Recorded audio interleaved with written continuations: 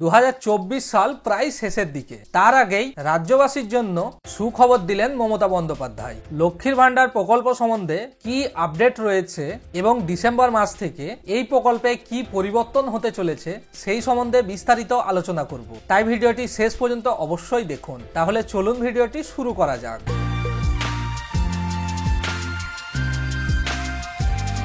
পশ্চিমবঙ্গের মানুষের মধ্যে লক্ষ্মীর ভান্ডার খুব একটি জনপ্রিয় প্রকল্প।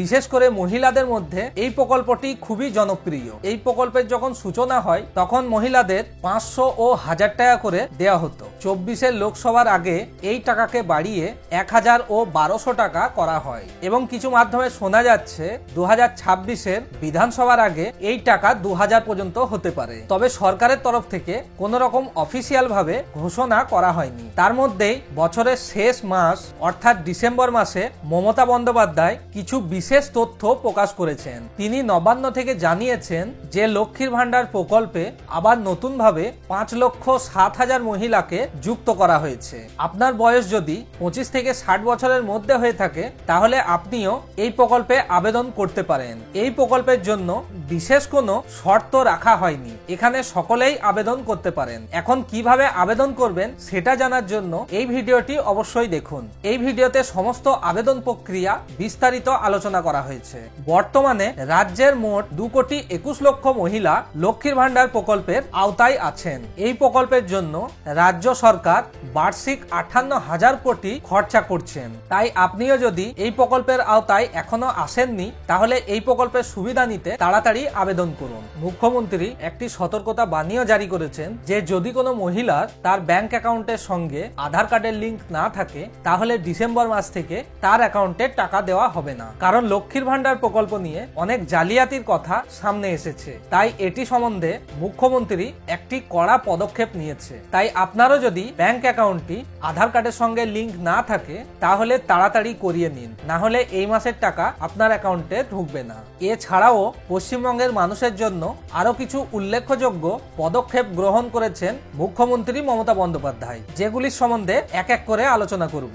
প্রথমেই আছে বিধবা ভাতা সম্বন্ধে আপডেট। মুখ্যমন্ত্রীর ঘোষণা অনুযায়ী রাজ্যের 43,900 জন মহিলাকে বিধবা ভাতার আওতায় নতুন করে আনা হবে। ডিসেম্বর মাস থেকেই এই প্রকল্পের ভাতা দেওয়া শুরু হবে। এই প্রকল্পের ফলে রাজ্যের মোট 20,75,000 মহিলা উপকৃত হবেন, যার জন্য রাজ্য সরকারের মোট খরচ হবে 3,000 কোটি টাকা। মুখ্যমন্ত্রী আরো জানিয়েছেন যারা লক্ষ্মীর ভান্ডার প্রকল্পের আওতায় আছেন সেই সব মহিলারা যখনই 60 বছর অতিক্রম করবে তখন তারা অটোমেটিক সিস্টেমের মাধ্যমেই বার্ধক্য ভাতা প্রকল্পের আওতায় চলে আসবেন। এর জন্য কোনো রকম আলাদা করে আবেদন করার দরকার পড়বে না। উপভোক্তারা 60 বছর পেরোলেই এই প্রকল্পের অর্থ সরাসরি প্রদান করা হবে। এছাড়াও আবাস যোজনা প্রকল্পের একটি নতুন আপডেট রয়েছে, সেটি এখন আলোচনা করব।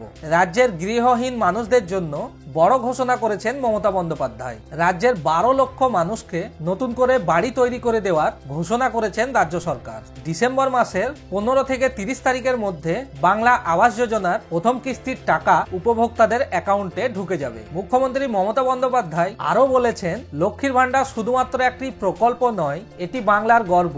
এই প্রকল্পের মাধ্যমে বাংলার প্রতিটি পরিবারের মা বোনেরা আর্থিক সাহায্য পান এবং তারা কিছুটা হলেও আর্থিক সচ্ছল হতে পেরেছেন বলে মনে করেন। এই সম্বন্ধে আপনার কি মতামত আমাদের কমেন্ট করে অবশ্যই জানান। ভিডিওটি যদি ভালো লেগে থাকে তাহলে অবশ্যই লাইক করে দেবেন এবং বন্ধুদের সঙ্গেও শেয়ার করে দেবেন এবং এই ধরনের আরো আপডেট জানতে আমাদের চ্যানেলটিকে সাবস্ক্রাইব করে নেবেন। এতক্ষণ পর্যন্ত ভিডিওটি দেখার জন্য আপনাকে অনেক অনেক ধন্যবাদ। আবার দেখা হবে পরের ভিডিওতে। ততক্ষণ ভালো থাকবেন, সুস্থ থাকবেন এবং আমাদের সাথে নতুন আপডেট সম্বন্ধে জানতে থাকবেন।